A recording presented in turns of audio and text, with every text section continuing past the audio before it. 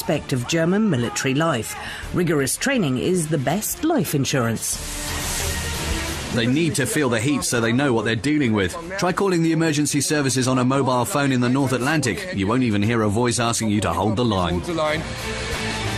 For them, a dream job. For others, an absolute nightmare. Anyone wanting to be a fighter pilot needs to be able to withstand extreme physical forces.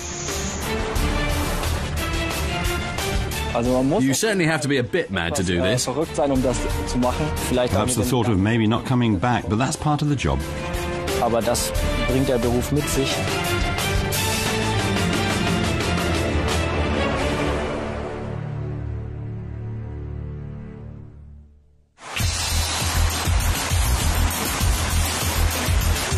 "7 a.m, a group of soldiers assembles for an alpine challenge near Berchtesgaden.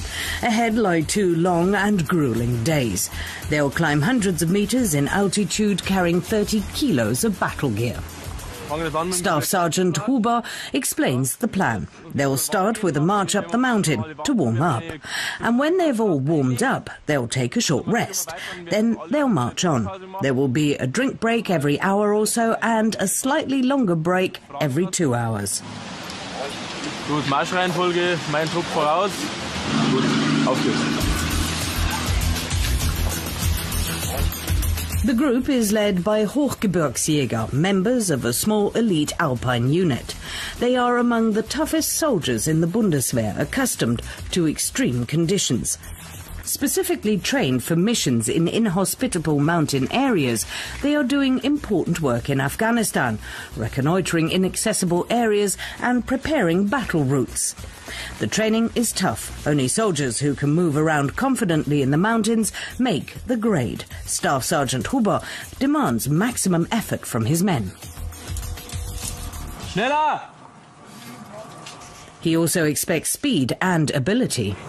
Einfach durchrutschen lassen. Komm, gib Gas, spring weg, stoß dich ab und lass durchlaufen. Mehr abstoßen und durchlaufen lassen. Hier in dem Fall im oberen Bereich. Up at the top it's quite difficult because they have to use their feet. But farther down, when they're hanging, they can simply push themselves away from the wall and relax their grip. Only thumb and forefinger need to be in contact with the rope because when the reflex kicks in, they'll automatically grip the rope. They can then shoot down the rock fast and apply the brakes just before they reach the bottom.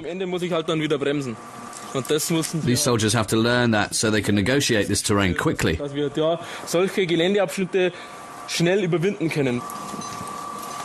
next infantryman does better, but still not good enough. There's still room for improvement.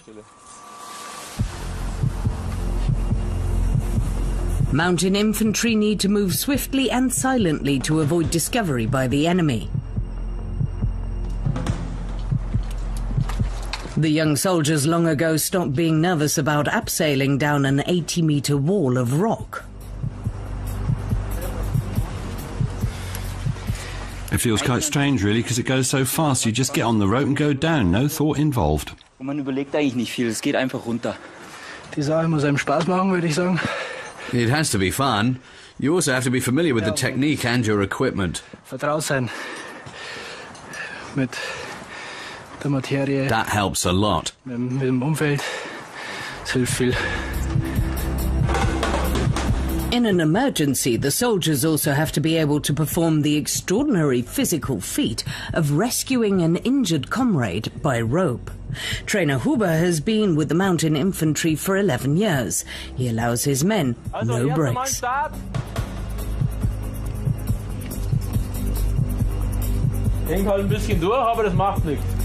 The tightrope could be a bit tighter, but the soldier seems unperturbed.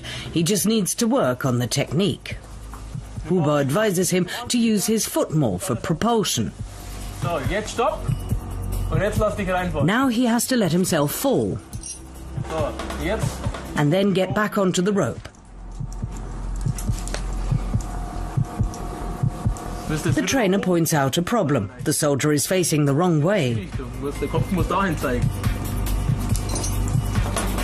But eventually the trainee manages to continue his high wire act in the right direction.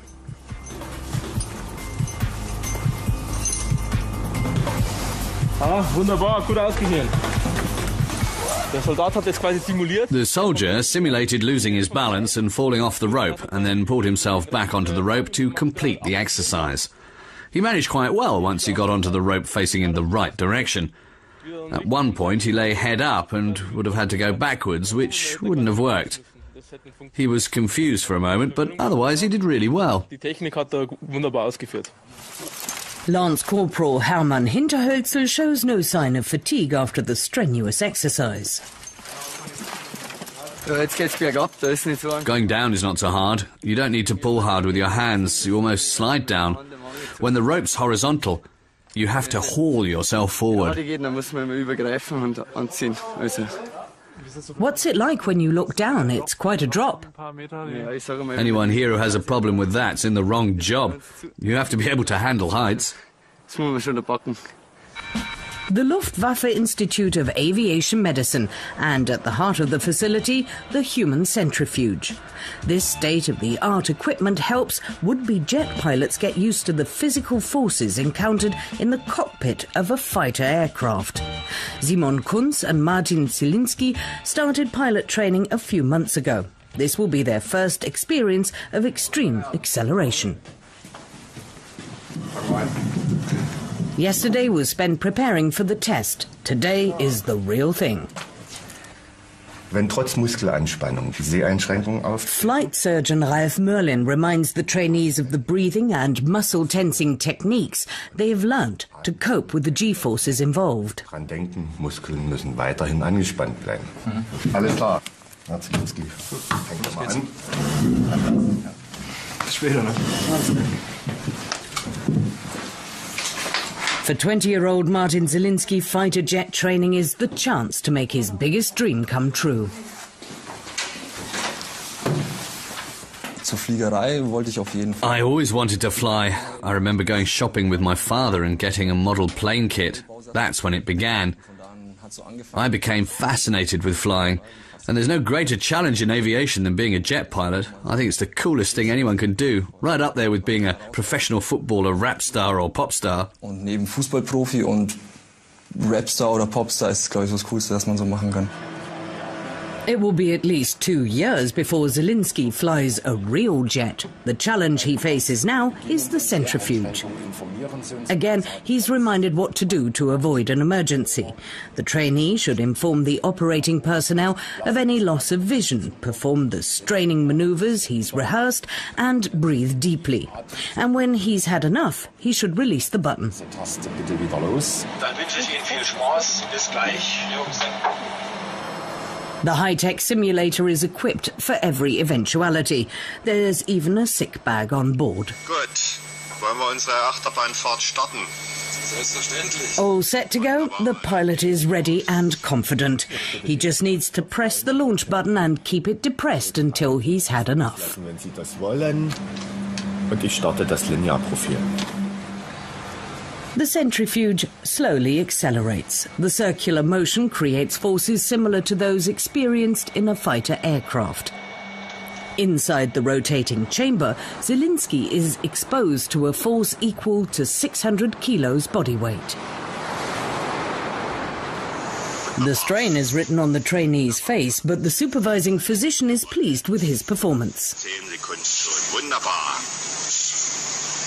Und jetzt blick mal wieder nach vorn und weiter gegenhalten noch beim Abbremsen. This is their first experience of high G forces, forces that far exceed their body weight.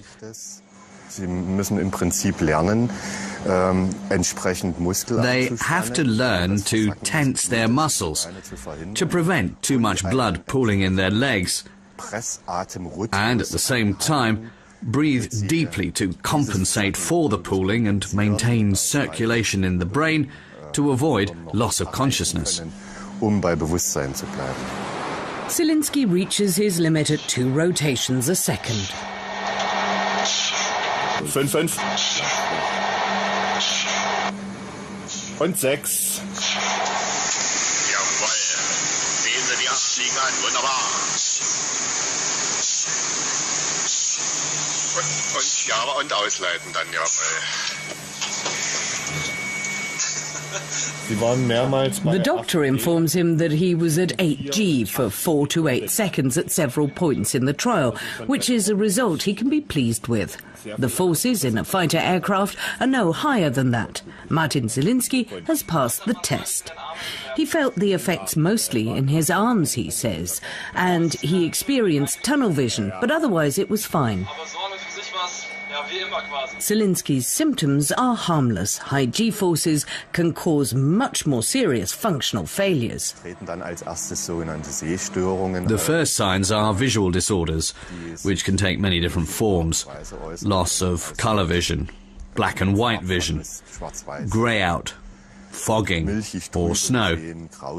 Some candidates also experience loss of peripheral vision, tunnel vision. And if exposure continues for too long, G-lock occurs.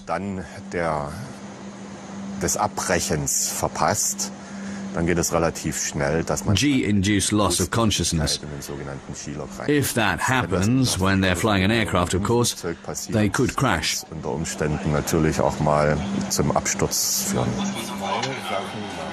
There's no question of a crash landing for Martin Zielinski. He has passed the test. It was definitely an experience. I was a bit nervous to start with, but once it got going, I forgot that and was able to focus. It was also quite hard work, which I think you could see on the screen. Neustadt in Holstein. The German Navy has trained servicemen here for over 100 years. Today, the barracks are the home of the Damage Control Training Centre, where sailors learn to fight fires and fix leaks on ships.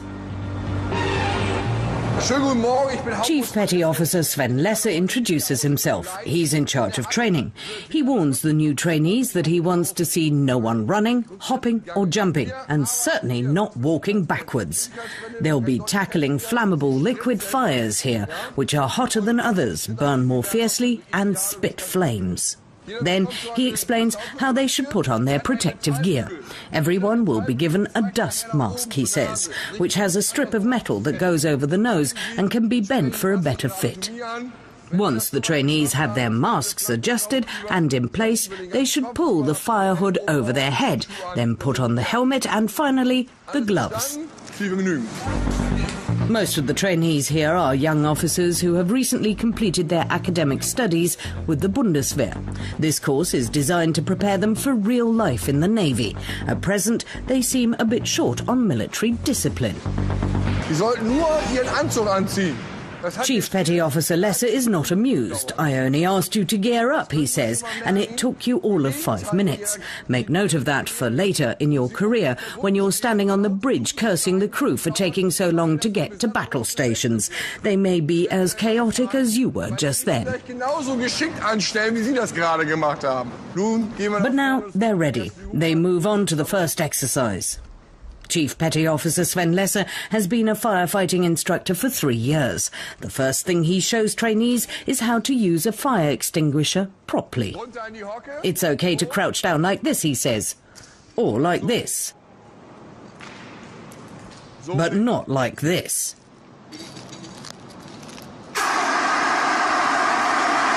He makes it look easy, but it can easily go wrong.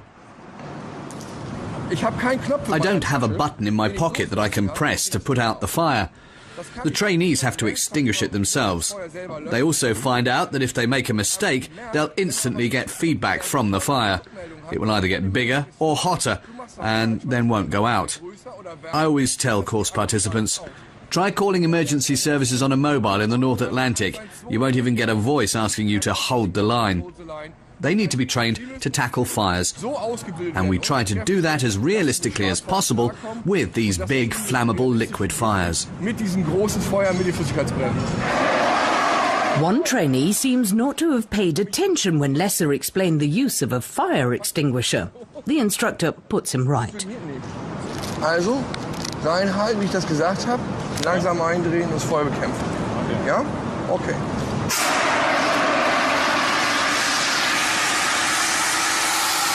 Jetzt ist er leer, weil wir so viel gespielt haben.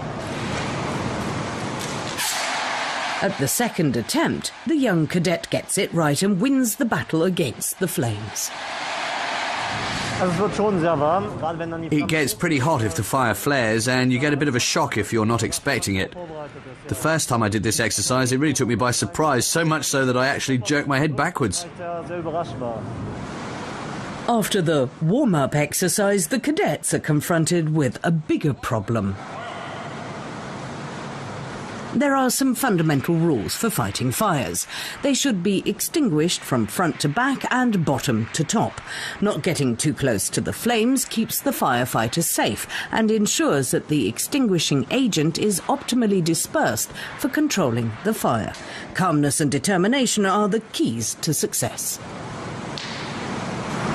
The very appearance of fire, the bright reds and the smoke, trigger fear in human beings. So, as officer in charge, I need to understand the cadets' fears and anxieties. If I just tell them to pull themselves together and get on with fighting the fire, they'll just roll their eyes. They won't do it.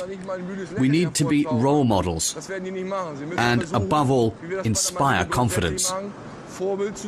So will they later, and that's the point of this training. They need to feel the heat so they know what they're dealing with. We're here to educate, not just train. Servicemen as educators, a strange concept that works. The cadets learn fast. In Königsbrück, the trainee pilots assess their centrifuge ride. Flight surgeon Ralf Merlin starts the debriefing with a look at videos of trainees in flight. Einfach angucken, wie sind heute die Linearprofile abgelaufen. Sehr schön. Simon Kunz found himself in trouble for a while because he got out of rhythm. But the doctor doesn't see that as a major problem. Without it, he reckons another half G would have been possible. Wenn man einmal raus ist aus dem Rhythmus, das schafft man einfach nicht mehr bei der ganzen Sache. Also es wäre sicherlich noch ein halbes G mehr drinne gewesen. What did the trainee himself think of the experience? He had problems breathing, he says, especially when he reached about 5G. But that improved. It was when the grey-out started that he got out of rhythm. And when he let go, the darkness actually closed in even more. The supervising physician sums up. All of the trainees did well in the tests. He can approve all of them for further training. For Simon Kunz and Martin Zielinski, the training in Königsbrück is the last rung on the ladder to the cockpit. In 3 weeks' time, they'll start flight training in the United States, initially in small sports planes. Even so, they have a lot to learn. When we have time in the afternoon, we try to make good use of it. Some of us are due to leave for the States soon, so because we have the flight manuals here, we browse through them to lighten the workload later. We'll have a lot on our plate in America, so anything we do here leaves more energy for the work there. Energieaufwand, den man jetzt betreibt, aber später einspart. The packed training schedule keeps the servicemen busy. There's not much time for recreation or for long phone calls home. The job comes first. Everything else takes second place because we need to be completely focused. Full concentration is absolutely essential. My girlfriend also has things to do during the week, for school or university, so she's busy as well. And it's not necessarily bad to lead separate lives during the week. Then you're not under each other's feet. As far as I'm concerned, I see this as a vocation, and I think the others feel the same. Next day, the trainee pilots are due for a session in the low-pressure chamber, which simulates the thin air at high altitude.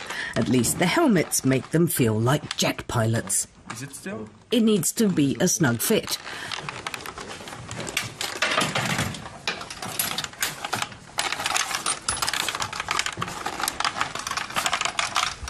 Ja, deutlich besser. Ist der besser? Ja. Schnauf mal durch. And the mask has to allow a free flow of oxygen.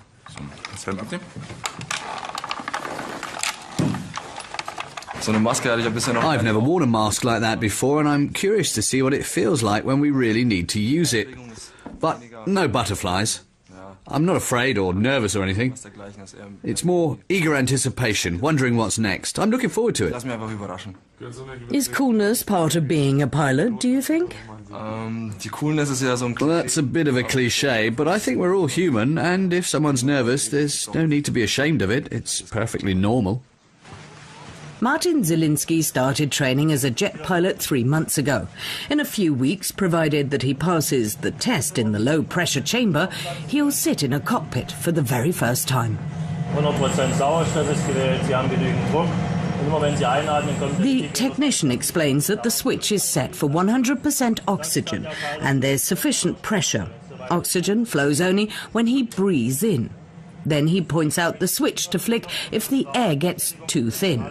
That provides instant access to 100% oxygen. Martin then gets a fingertip sensor to measure oxygen saturation.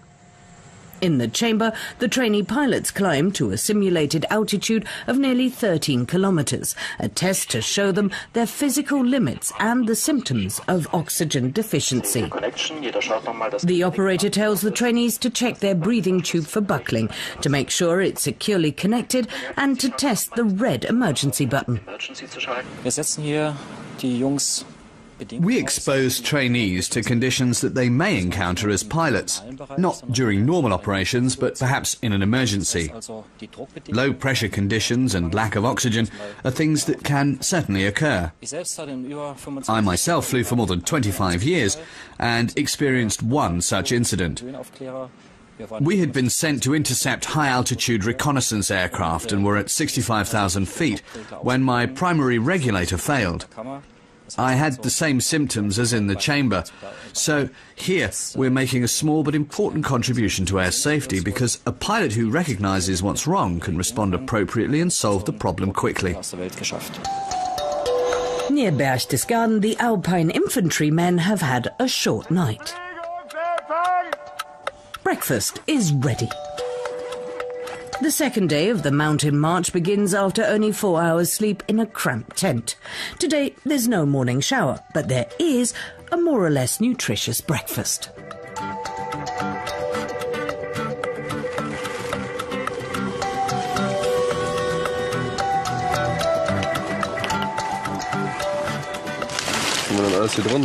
There's all sorts in here. There's fruit and there's a chocolate bar, strawberry jam. Just what you'd have at home.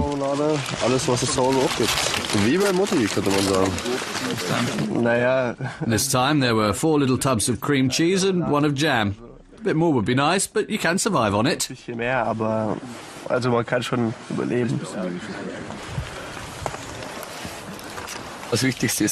most important thing is the coffee. 4 hours sleep a night for 2 weeks leaves you pretty groggy. But if it's just one night, you can manage.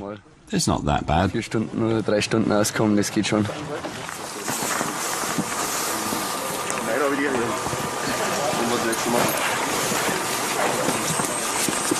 Morgen, erste Kompanie. Wir führen heute durch den zweiten. Sergeant Huber briefs the men on the challenge coming up. The second day of the march will take them through the woods, along the rock face, into the basin behind Edelweiss and onto the mountain. Then they'll march back down over the ridge. They should be ready to go in 5 minutes. Geplant war der erste Wachtersteig. Marschbereitschaft herstellen. Wir marschieren in spätestens 5 Minuten ab. Gut.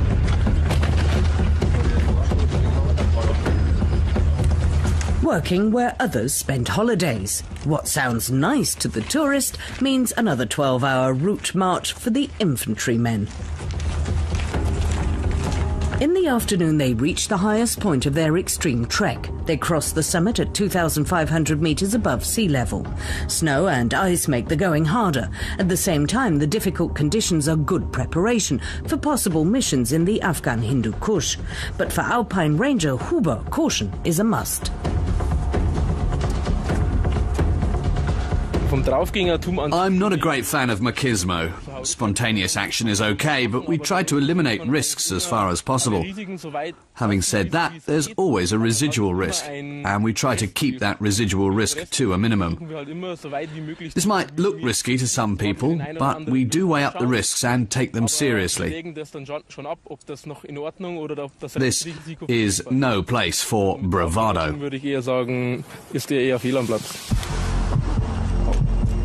On the steep and slippery rock face, Huber's men demonstrate their mountaineering skills.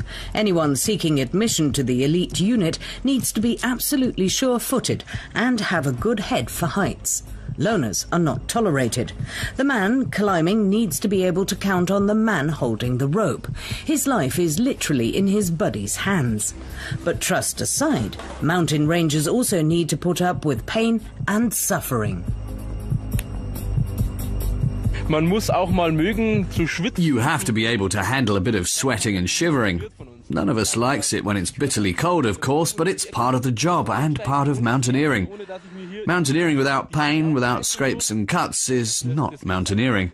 I don't like coming home from a climbing tour with hands covered in blood. On the other hand, there's a definite satisfaction in completing a difficult climb and reaching the summit. Schwierige Klettertour hochgeklettert ist und steht dann oben am Gipfel und man hat's geschafft. But not everyone gets to enjoy the buzz of making it to the top, as Huber's buddy finds out. A dislocated shoulder is not uncommon among mountaineers. The young ranger has to abort the climb.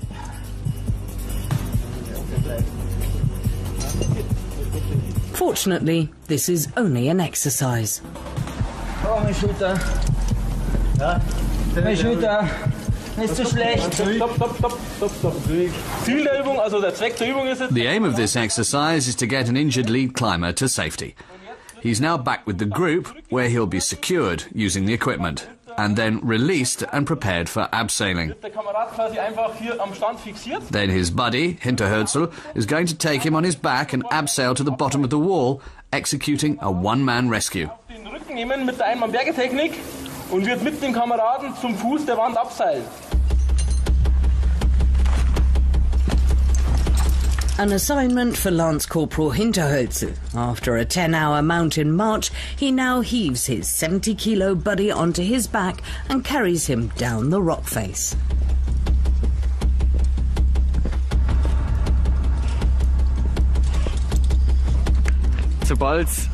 Where it's steep, it's easier because all of the weight is on the figure 8. But where it levels off, I get the full weight on my back. That's why I have to walk with legs apart to spread the load. It's hard work, but in an emergency it doesn't matter how hard it is if there's no alternative. Despite trembling knees, the descent is completed without incident. In Neustadt, the naval cadets are ready for the next trial, a breathing test. They need to control their oxygen intake while performing physical work. If they can't, they're out. For some, this could be a horror trip. I hope you've all had plenty to drink, Lieutenant Röke says to the cadets. He also reminds them that if they experience any nausea, faintness or pain, they should inform the trainers immediately. By hand signals, verbal communication, any way they like, but preferably before they collapse. After asking if everyone has understood the instruction, he leads them off to the trial. Dann werden wir auch zügig mit diesen Übungen beginnen. 27-year-old Markus Ladovic starts to feel the tension. A few butterflies in my stomach. I'm a bit nervous about the exercise, about what's expected of me and whether I can do it.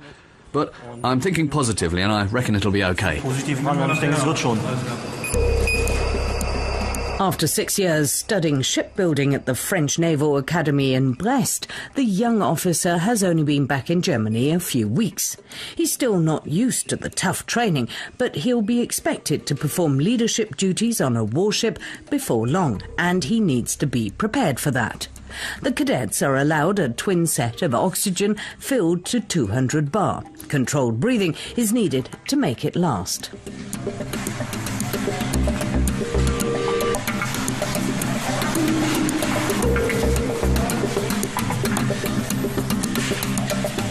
Inside the cage, the cadets have to work together. The course cannot be completed alone. The 20-kilo breathing apparatus and thick protective clothing impede the men's every movement. Yet they need to stay focused on negotiating the obstacles. One bad mistake could mean failing the test. What often happens is they get the breathing wrong. They think they should take very deep breaths when they're working or breathe faster, but that's wrong. You have to minimize the dead space in your lungs, which means breathing out completely so you can take in more oxygen. That's very important and it's often forgotten. Das ist ganz wichtig und das vergessen viele. The first round has been accomplished. The group can make its way back with no loss of men or materials. It was a very interesting experience. The nervousness gradually subsided once we got underway, and everything went well. I used about 50 bar, so I think we're on track. The suit is hot and breathing sieved air is a bit harder than breathing normally. I've used up about 50 bar so far.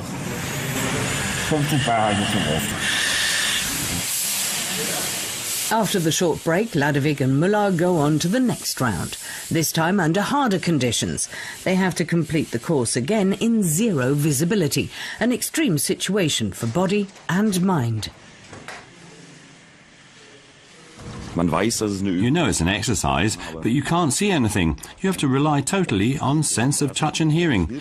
It helps you in serious situations to stay calm, to concentrate on what you've learned, and to proceed step by step, and also to coordinate your actions better with other members of the group.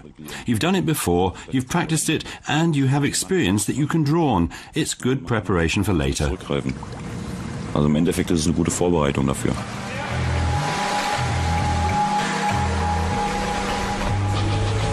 With tanks less than half full, the second part of the test gets underway. In the gym, Müller and Ladovik are pushed closer to their limits.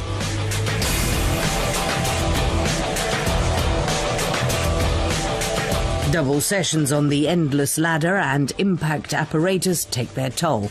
The two cadets are clearly flagging.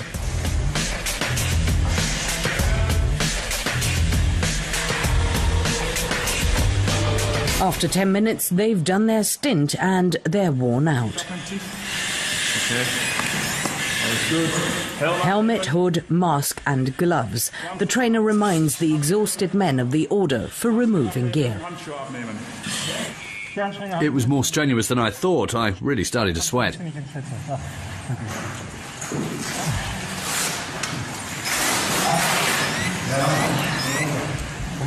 What would you compare it with?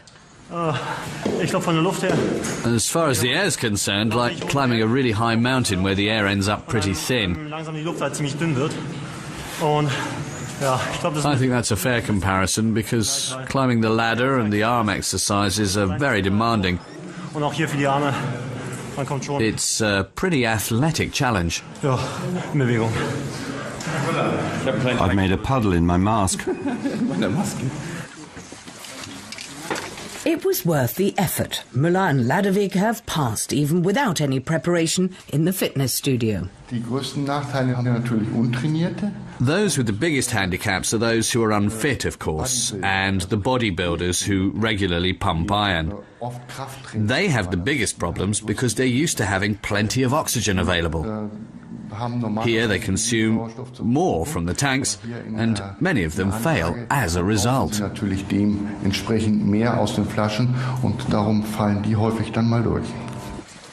This time the results were not marred by couch potatoes or would-be Schwarzeneggers. The entire group passed the test. In the low-pressure chamber, the trainee pilots receive a final briefing. Psychological assistant Ute Tomschke explains what the test is about. She reminds them that a lack of oxygen has both psychological and physiological effects. Apart from slower reactions, for example, there may be some loss or changes in colour vision. This procedure, she says, is designed to show the trainees the effects that could occur in different phases of an ascent and provide them with a log of the results. Behind the heavy steel door, the endurance test gets underway. They're asked to identify changing colours on the screen and press the corresponding colour button on the keyboard. The speed of the test is determined by the test subjects themselves. The faster they key in a response, the faster the test progresses. That's done deliberately, so that participants are constantly pushed to their performance limits.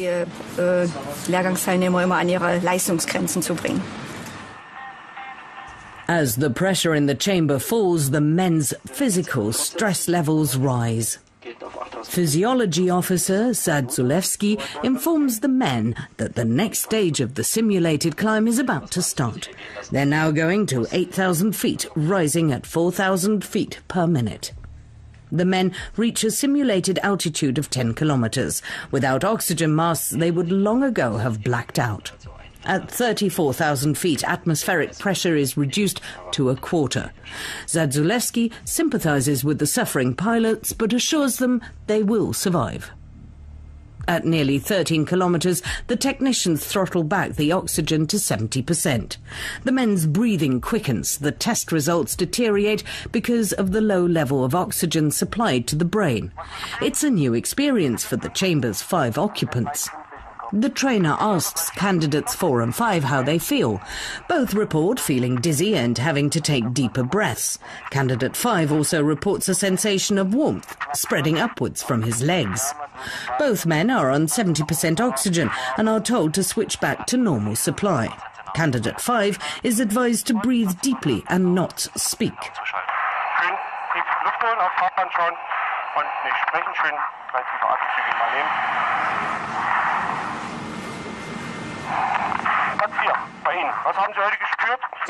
A few minutes later, the candidates are asked to explain again what they experienced. Dizziness, shortage of breath, and a sense of warmth rising from the knees are fairly common complaints.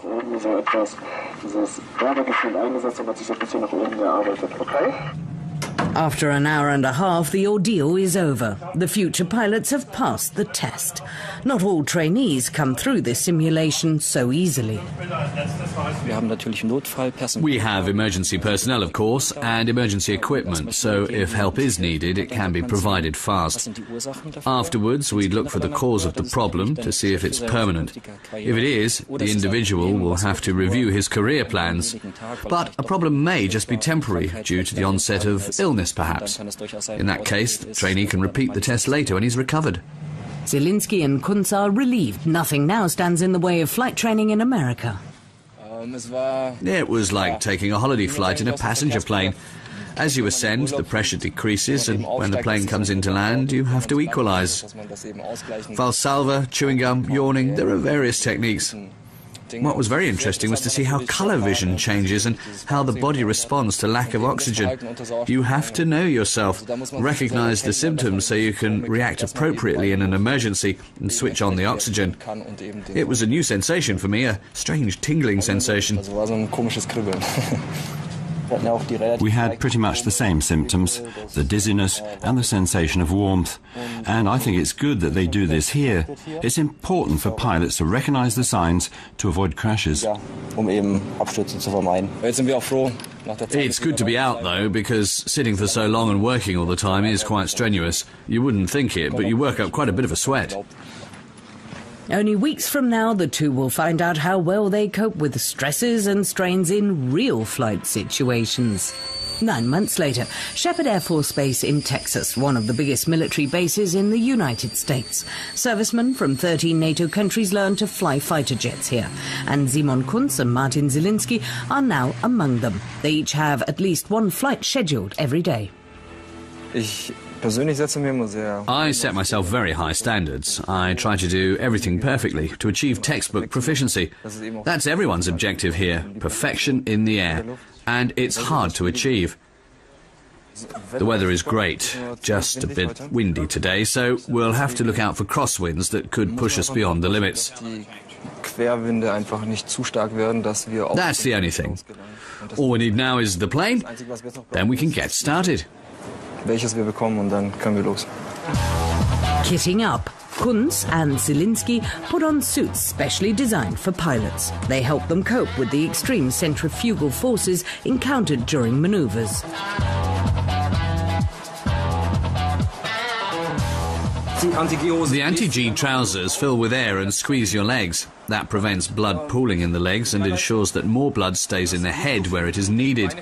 So we have full visual faculties for flying. The trousers also raise G tolerance by 1 to 1.5 G. But, very importantly, they remind us to perform the breathing and straining techniques. Tensing abdomen, legs and buttocks.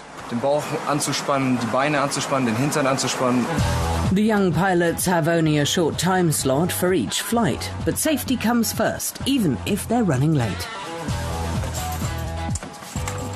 This is where we make sure the audio cable works on the helmet. You speak into the mask and hear your voice. And here I check that the mask is airtight. I put the oxygen hose under pressure, hold my breath and wait for the red light to go out. Simon Kunz is down for formation flying today, Martin Zielinski for some complicated aerobatics. As takeoff approaches, the tension mounts. I run through the whole routine again in my mind, try to focus, screen out all distractions, concentrate exclusively on what I'm being trained here to do. The planes are inspected by technicians after every flight. Even so, the pilots always perform a second safety check. A malfunction would be disastrous. You have to check everything, make sure everything looks normal. The tyres might be worn, for example, and if there's too much wear, there's a risk of them bursting on touchdown. Then the plane could veer off the runway, and no one wants that. In theory, that's an ejection situation which needs to be avoided at all cost.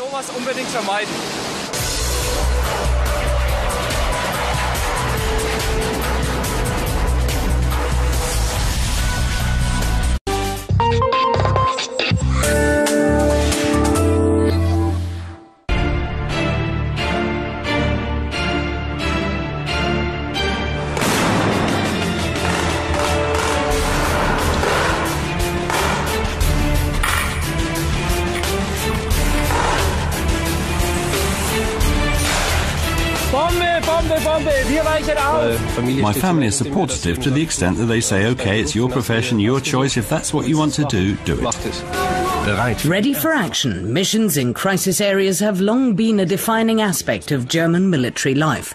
Rigorous training is the best life insurance. They need to feel the heat so they know what they're dealing with. Try calling the emergency services on a mobile phone in the North Atlantic. You won't even hear a voice asking you to hold the line. Please hold the line. For them, a dream job. For others, an absolute nightmare. Anyone wanting to be a fighter pilot needs to be able to withstand extreme physical forces. You certainly have to be a bit mad to do this. Perhaps the thought of maybe not coming back, but that's part of the job.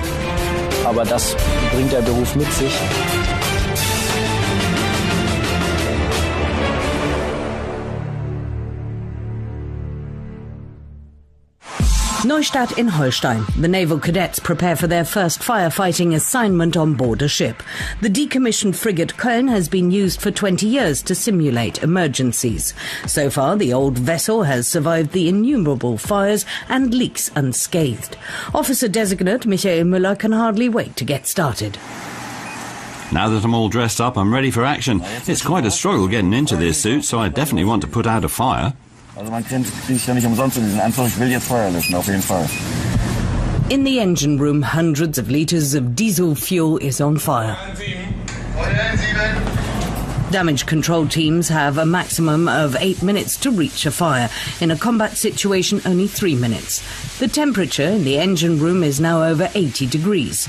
Without breathing equipment, toxic fumes would make this mission impossible. Slowly but steadily, the firefighters get the blaze under control. Trainer Sven Lesser declares the fire extinguished. Mission accomplished. You can tell from the voice, from the responses, they are very calm, very concentrated, and that's what counts. Because now the fire is out, it's pitch black in there. All they have for orientation are the luminescent helmets and body lights on the breathing equipment. Shepherd Air Force Base in Texas. The German Luftwaffe has trained its pilots here for more than 40 years. Martin Zielinski makes final preparations for his training flight. This has been my dream since childhood, and I'm proud to be here. I've never been this close to achieving my ambition, an ambition I've had for so long, and it's a pretty high ambition, so I think I can be proud of myself. At the same time, we all need to be modest and keep our feet firmly on the ground. We're on a very demanding program and are permanently under pressure to give 100% or even 120%, and that makes it hard work.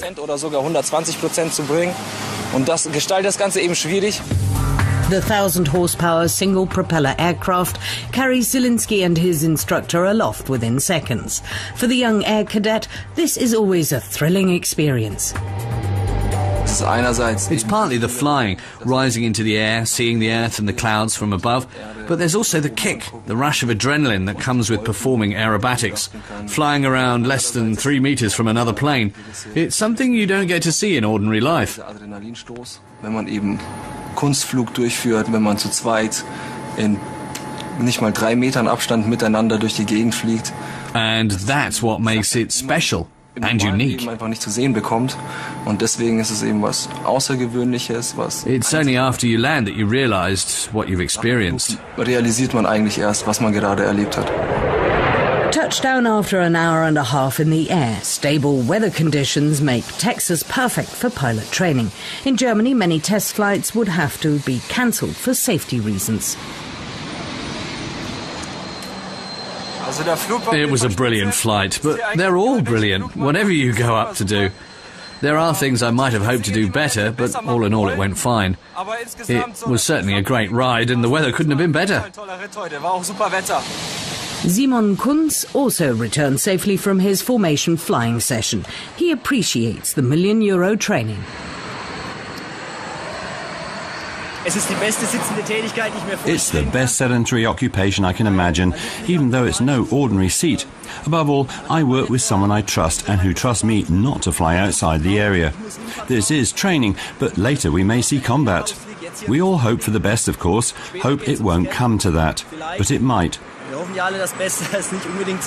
It's pure excitement from beginning to end. Es ist Spannung von hinten bis vorne. The extreme physical strain takes its toll. There's certainly a sense of relief when a sortie is accomplished. It would be nice to stay up there longer, of course, but it's also very strenuous, so I'm quite glad to get back. Some days we fly 2 sorties, so there's only a short break before kitting up for the next flight, and that really wears you out. Und das schlaucht auch ein ganz schönes bisschen. While the last jets of the day take off for their training missions, Simon Kunz and Martin Zielinski finally call it a day. For this expensive training far from home, the 2 pilots and their families have to accept sacrifices. My girlfriend is very supportive, but she's naturally not thrilled about being separated like this. It either works or it doesn't. You can't say what will happen, but if the relationship is good, it'll hold up. That's how I see it. The job's not an obstacle, nor should partners stand in each other's way. Then things work out. I'm very glad that I live in the 21st century with access to the internet and computers and webcam communication. That makes quite a difference. Being able to see someone's face rather than just hearing their voice permits a very different relationship. It makes separation bearable. Ist das eigentlich recht erträglich. In a few weeks' time, it will be decided whether Zielinski and Kunz will move on to the next stage of training and switch from the propeller plane to a Northrop Talon supersonic jet. Until then, the 2 will spend many hours in the simulator. Hallo. Hi. Und Tag. Gut, nehmen Sie Platz. Ja, vielen Dank. This is the only place where pilots can practice emergencies without risk. Okay, stand by. Here we go. The trainer activates a pilot's nightmare. Engine has failed. Firm fire. Martin Zielinski's response is routine. Later to have an engine failure in flight. We'll be proceeding to the runway, performing emergency engine shutdown. It's not for the faint-hearted or for anyone scared of heights. And you can't be afraid of high speed either, of course. It's time to go. Okay. Watch your speed. 110 looks good. Despite the bumpy landing, simulator trainer Wolfgang Ruhl is satisfied with Zielinski's performance. Nice. Excellent. We should have more of his caliber. Some are a bit slow on the uptake, so they take a bit longer. Others have golden hands and get it right straight away. But anyone of average ability can complete the program. They don't need to be outstanding, maybe physically and mentally fitter than most, but that's enough. If someone wants to do something, he can do it. It's a matter of willpower. If someone says, I'm going to be a pilot, he'll become one.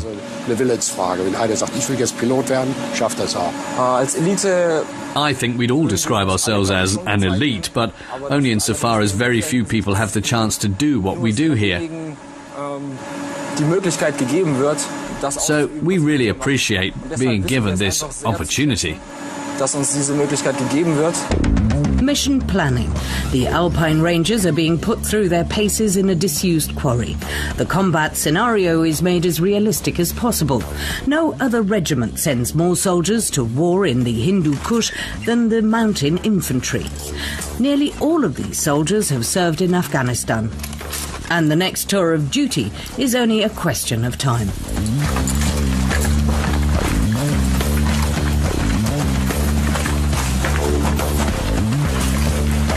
NCO Sebastian Meissner needs to scale a sheer rock wall.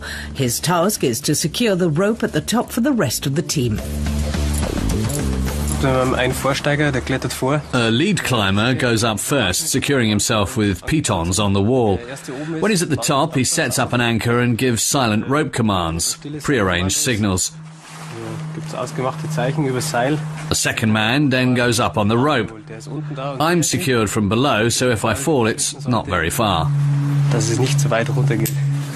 At most, it's a 2-3 meter drop to the next piton. Geht's 2-3 Meter abwärts bis zur nächsten Sicherung. The 24-year-old grew up in the mountains and has been a passionate climber since childhood. Most Alpine Rangers still come from the south of Germany, but the number of Eastern Germans in the Corps has risen steadily in recent years, a trend that can be observed throughout the Bundeswehr. Since time immemorial, economically weak areas have furnished a disproportionate number of soldiers.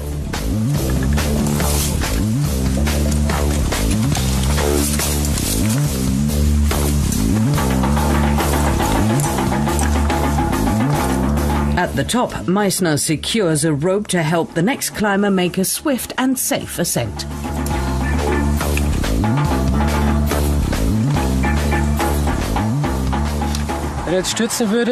If he slipped now, I'd have him on the brake rope.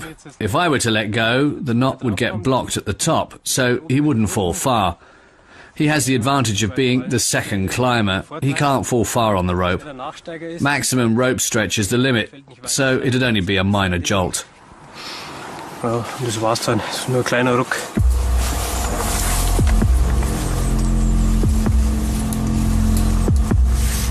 Once the second soldier has reached the top of the rock wall, Meissner throws down a rope.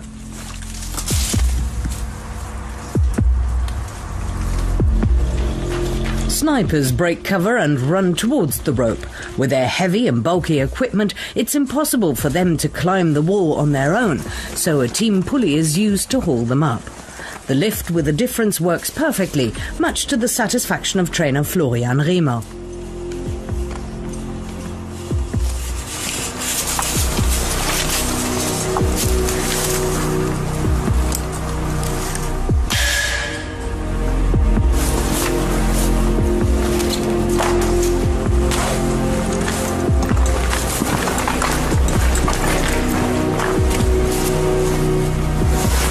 But the method has its drawbacks. Halt. The rope is gone, the marksman left behind. Fortunately, this is just an exercise. That could have gone better. You said it. Less than perfect. Aber kann mal passieren. Eifer des Gefechts.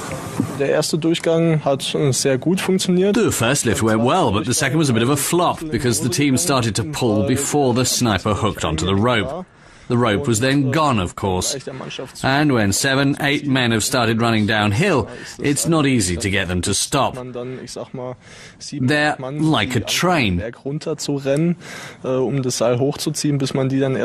take time to come to a halt.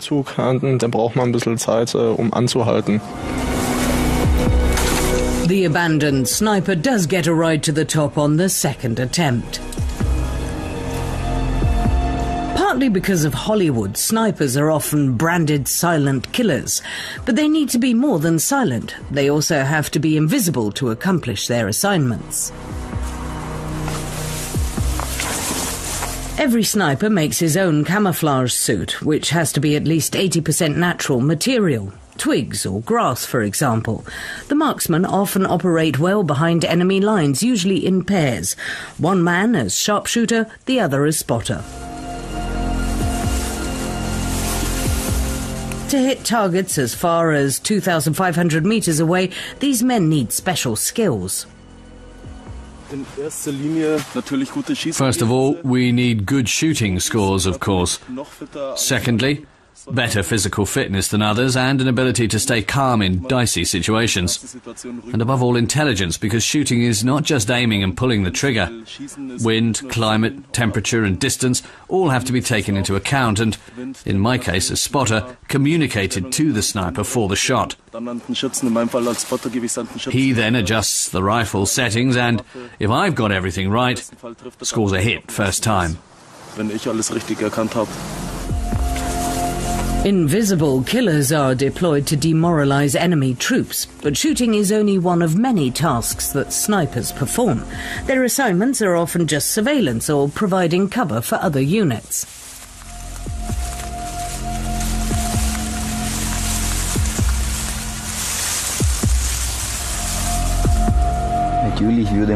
We'd shoot in an emergency, of course, but there's no situation when we'd simply fire at random. Our job is to go in, conduct reconnaissance, and leave with the intelligence we gather.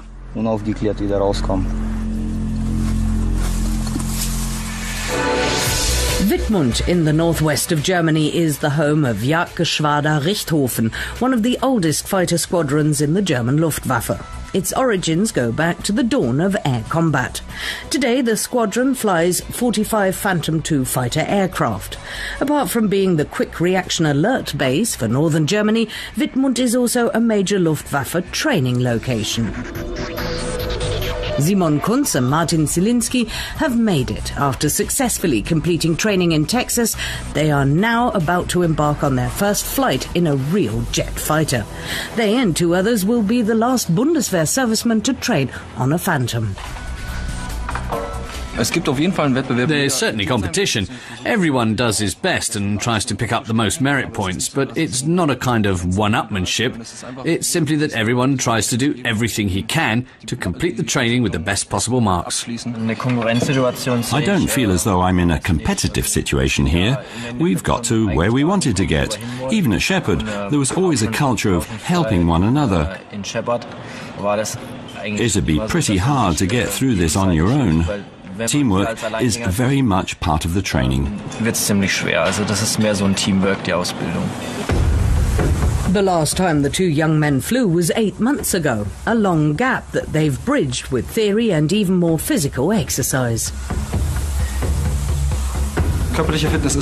Physical fitness is very important because of the forces we're exposed to in the planes. The only way to handle them is to find a good balance between sport and learning. It also helps to switch off for a while, and sport is perfect for that. Gilt gleichzeitig auch kurz, den Kopf abzuschalten, und dann ist es quasi das perfekte Mittel. Nothing to do with vanity. Certainly not. Everyone wants to look good, but this is about feeling good, about developing resilience and ensuring peak performance. After 2.5 years, the young air cadets are now real jet pilots, but they dismiss comparison with Hollywood heroes. That cliché comes from the Top Gun days of the mid to late 80s. Long hair, polo shirt under the flight suit. It's certainly not true in the Luftwaffe. We're all very settled. I don't know any machos or posers here. The next day, Simon and Martin are scheduled to take their first flight in a Phantom II. But before that, there's the briefing with the instructor.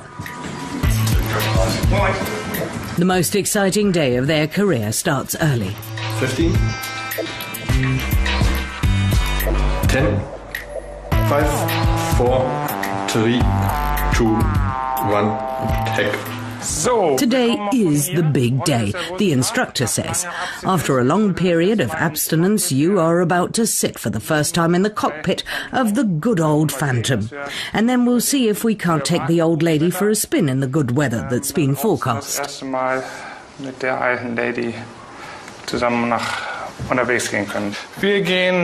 The instructor runs through the mission. The learning targets today, he says, are to get to know the jet, start her up and see how she handles on the ground. Before that, trainees and instructor will look over the jet and study the logbooks. And then, when all that's been done, they'll taxi out and take her into the air. Nachdem das alles abgeschlossen ist, rollen wir raus und dann geht's in die Luft. Flying instructor Stefan Ganze goes through every detail of the day with his pupils. Their first flight also means stress for him. We always have to assume that they're not yet sure of every move they need to make. We have to assume that mistakes will be made. That's perfectly normal, but it means we need to be ultra alert. Procedures that are standard in flight operations are not standard procedures for trainees. So we need to keep a close eye on them. And circuit training is critical, of course, because we're close to the ground. We need to prepare trainees properly and make sure that circuits are executed safely. But I think we'll manage. Despite being tense, Simon Kunz and Martin Zielinski are extremely focused, although they approached the flight in very different frames of mind. I'm really looking forward to it. It's a long time since I flew, since July last year, so I'm quite wound up, of course. We need to perform, show what we can do and what we learned in the States. I also want to get off to a good start here and make a good impression. With me, it's more excitement. I can feel my heart pounding. I'm quite nervous. I think the moment of delight, the elation, is not going to come until the flight is actually over. Neustadt in Schleswig-Holstein. On the training frigate Köln, young naval officers file past to fight the elements in a damage control exercise. The problem? Flooding below decks. Trainer Roland Röke shows the team the damage. The hole on the port side that needs to be plugged is about 25 centimeters wide by 5 high. The leak on the other side is a bit different.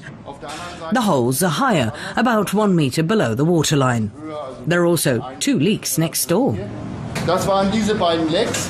Dann gehen wir mal nach nebenan.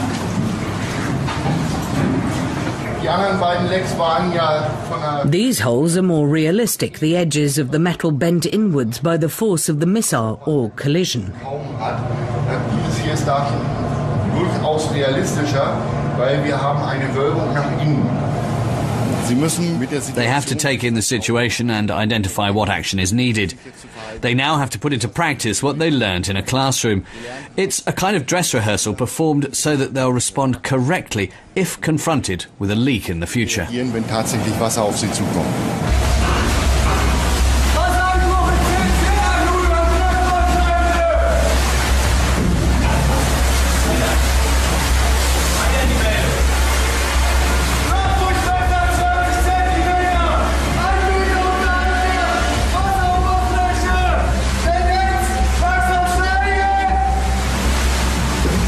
Officer Designate Müller hurries to help his buddy. It'll take two to tackle this leak.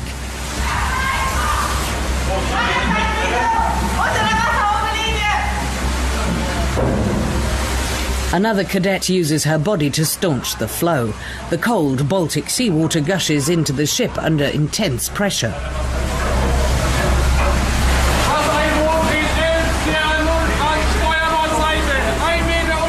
Delivering a damage report in an emergency, the cadets have never experienced a situation like this before. Their attention is focused exclusively on the leaks.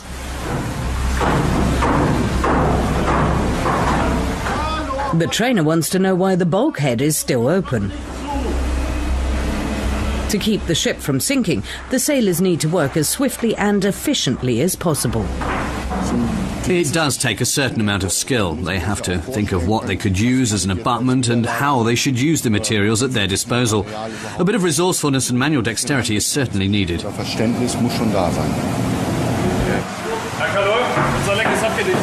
This group has accomplished its mission. And First Lieutenant Ladewig and his team are getting close. Finally, they're also able to report the job done and the situation under control. The group leader estimates that 20 centimetres of water came in, although the trainer reckons it's closer to 30.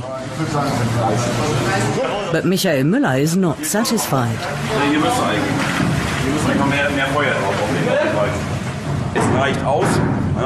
It's adequate.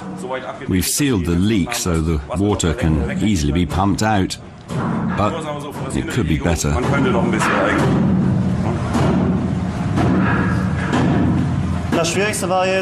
The hardest thing here, of course, was that the water kept on coming in. So we were working against pressure all the time, and always three people together. So three people had to be coordinated so that they focused on the same thing at the same time. Because without coordinated effort, you won't get anywhere. You get bits flying off and have to start all over again. A couple of blows with the hammer and the carefully constructed plug falls to pieces. Fortunately, the water has now been turned off. For the end of the exercise, the trainers have thought up one last surprise.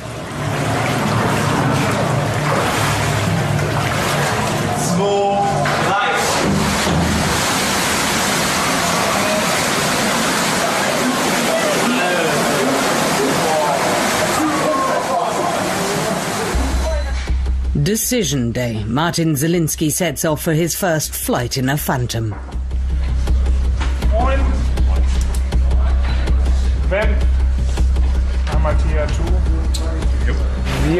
We are now picking up the latest information about the weather, about any migrating bird activity, and about any restrictions that might be in place because of airspace incidents.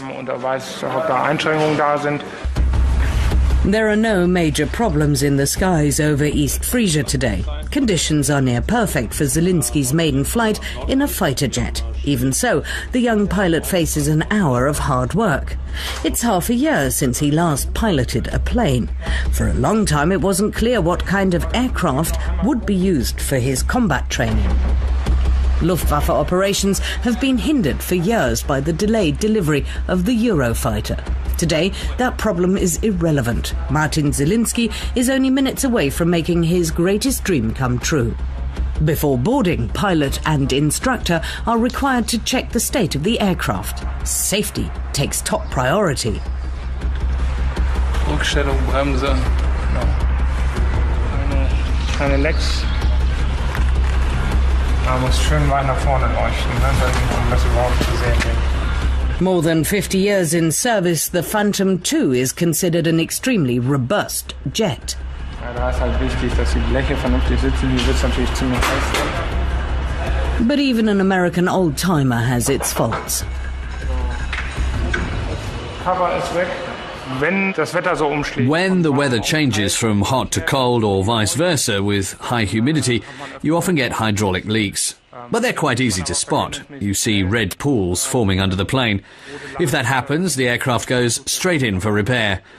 Very occasionally, there may be a problem starting the engines when systems are under pressure. In that case, you just have to switch off and take another plane. Muss man halt wieder abstellen und auf ein anderes Flugzeug umsteigen. After the inspection tour, Martin Zielinski finally gets a closer look at his new workplace. I can certainly imagine a more comfortable place to sit, but when you're passionate about flying, even this looks really snug and attractive. Not to say cramped.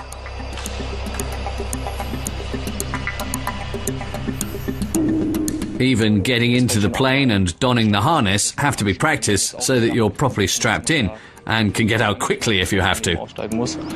Zielinski starts the jet engines. But as soon as you're in the plane, everything works exactly as you learnt it.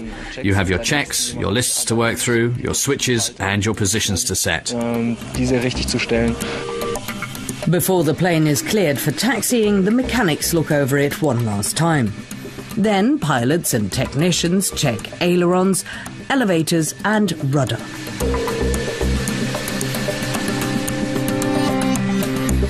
Finally, the Phantom leaves the hangar. As you move towards the runway, your heart starts thumping with the excitement.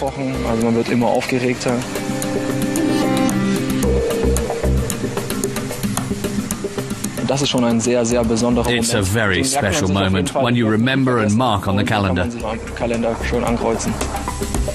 The 37-year-old fighter jet and the 23-year-old pilot head out for their first flight together. How will the young pilot perform? Surprise attack in the mountains. The Alpine Rangers hurtle down a rock face more than 50 meters high. Abseiling forwards is very dangerous. If a soldier lets go of his rope, he'll plunge to the bottom with no way of slowing his fall.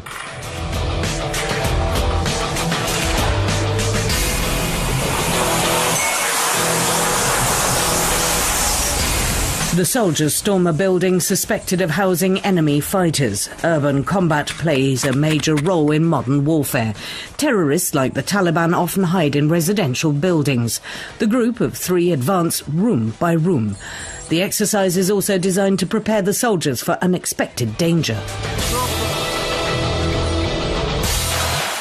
Bombe, Bombe, Bombe! Wir weichen aus!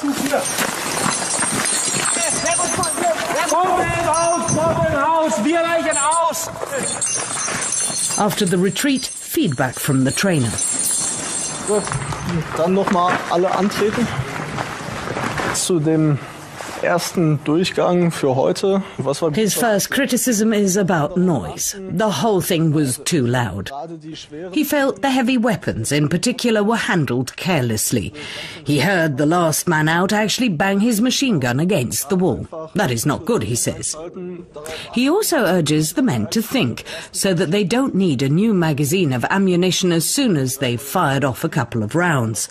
Everyone should check beforehand that they have a full magazine. The men are now allowed a 20-minute break for lunch. Then they'll go through the exercise again. Trink genug und danach legen wir nochmal los. Dasselbe nochmal. Okay? Gut, dann guten Hunger. Time to relax and reflect. The soldiers are regularly reminded of the special risks they run as mountain rangers. So far, more than 50 Bundeswehr soldiers have died in action in Afghanistan. There's definitely psychological pressure, especially during the time spent preparing for deployment and then during the tour of duty itself. But we're aware of that. The moment we decide to enlist and receive the invitation to the recruitment test, it's pointed out to us that we may see active service. We have to accept that possibility. If we're needed, we go. I knew I'd be going abroad from the very first day, and I realized that I'll be sent again. It's part of the job. This is the profession I chose, and that's part of it. Always ready for action at any time of the year. The soldiers have to perform even in sub-zero temperatures.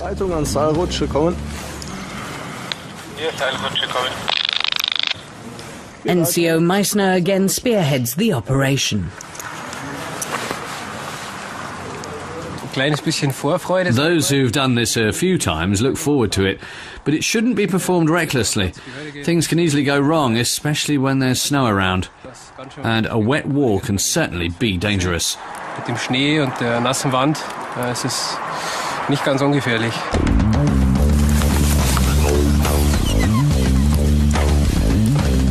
The 24-year-old abseiles down the rock within seconds. The slippery wall seems to present no difficulties for him.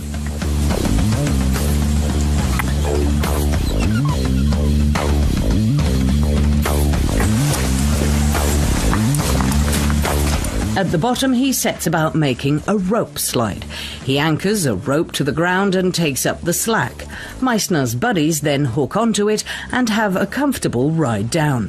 This enables the soldiers to move fast across difficult terrain. A special glove helps them control their speed. But what looks like an adventure playground activity can have fatal consequences.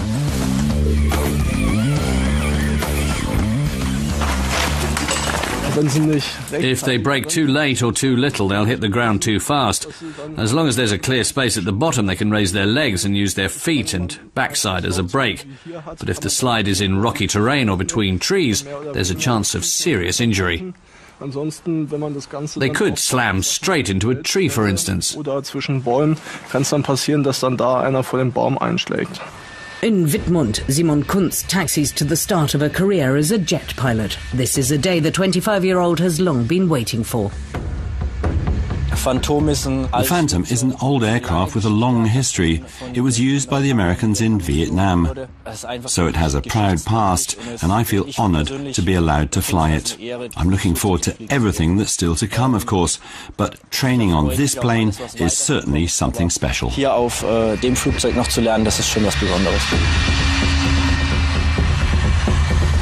planes roll past the tower to the last chance checkpoint.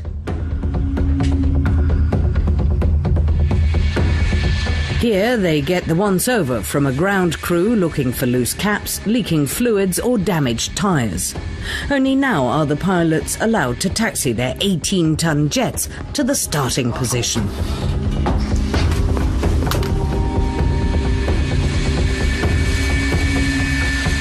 Martin Zielinski completes the final items on his checklist. The tower gives permission for takeoff.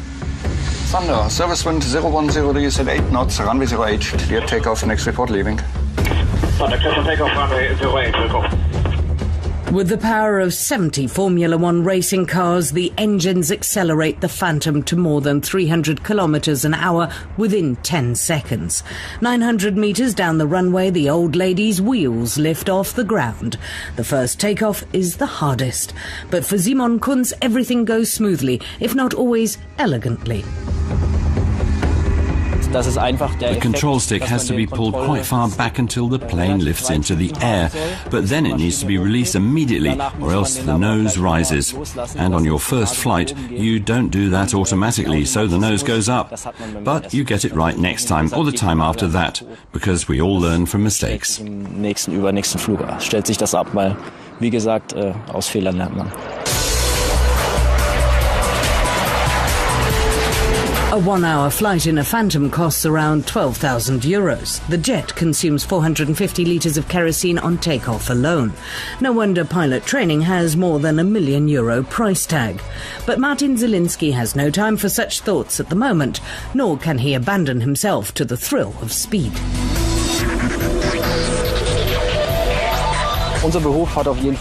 There's a huge potential for adrenaline in this profession. So a pilot has to be looking for the rush, which not everyone likes. He definitely needs to have a propensity for risk. That's essential if you're going to fly the plane at the limit. You certainly have to be a bit mad to do this job. Precision is key to every maneuver. A mistake could have fatal consequences, especially on landing. It's one of the most critical phases. It's where most accidents can happen because you're flying very slowly to land as gently as possible. But instead of landing, Martin Zielinski takes the jet straight back into the air. Not a mistake, but part of the mission. Touch and go fliegt man an, ganz A touch and go landing is just like a normal landing up to the point where the main landing gear touches down. In a Phantom, you clearly feel the ground contact because the plane touches down very heavily. Then you open the throttle again, raise the flaps and take off for another circuit. And you practice that ad nauseam until you can do it in your sleep, until every move becomes almost automatic.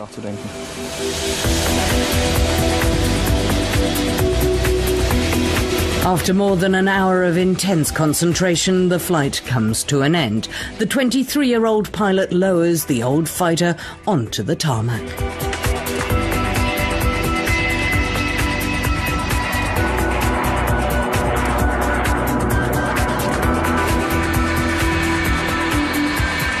For every hour in the air, the Phantom undergoes 80 hours of maintenance. One of many reasons it's due for retirement after 40 years of service. Widmund is to get modern Eurofighters.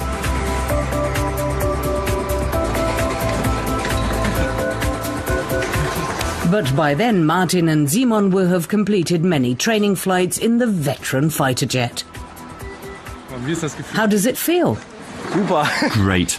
I've waited a long time to fly a real weapon system and not just a trainer. It's fun, and I'm glad it went well.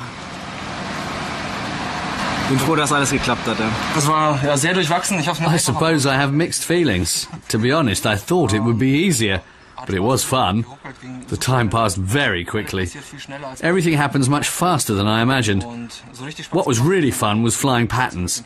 On the first landing, we hit the ground with a bump, but it was great. My suit is soaked in sweat, but I knew it would be. And I'm looking forward to everything that's to come. It was very good. We learned a lot and did a lot. The landing was well executed. Tomorrow we'll pick up where we left off, hopefully. There's still a lot of ground to cover. But the first step has been taken. Time for the debriefing, which Martin knows will not be all praise. Stefan Ganser runs through the points where he sees room for improvement. Martin was slow in donning the harness, he says, and should make a point of pulling everything tighter. He doesn't want his legs crashing through the cockpit when he levels off. Something else the instructor noted was that when Martin was taxiing, he tended to drift off the yellow line, either to the right or usually to the left. He should watch that in future. Man muss sich dann auch wirklich zwingen, auf der gelben Linie zu rollen. Du warst heute ein bisschen links, mal rechts. Meist warst du links davon. The young pilot seems to be a better flyer than driver. Stefan Ganser has few complaints about the way Martin executed the maneuvers. He felt Martin had everything under control, he says, and his landings were fine from the outset. There was never any need to intervene. From now on, the instructor explains, they have a busy schedule, and it will stay busy right through to the end. He advises Martin to spend the evening thinking about the circuit and what they've discussed. Also wirklich sich noch mal hinsetzen heute Abend und gerade diese Platzrunde noch mal durchgehen. Ja. Man sieht schon, wo die Tendenz hingeht. I can see his potential. Trainees who have big problems at this stage tend to struggle throughout the course. Those who get things right at the beginning, like landing for example, have less that they need to concentrate on, and that frees up capacities for covering new ground. In my experience, those trainees learn better and faster.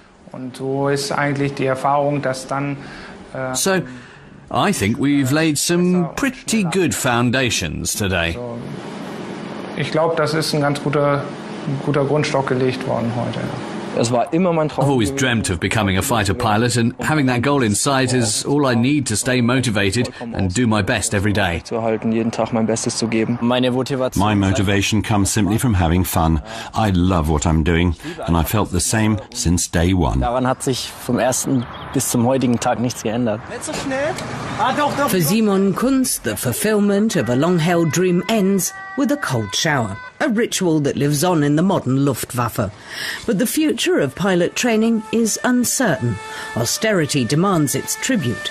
With plans in place to reduce the aircraft fleet, it's only a question of time before pilots' jobs are axed.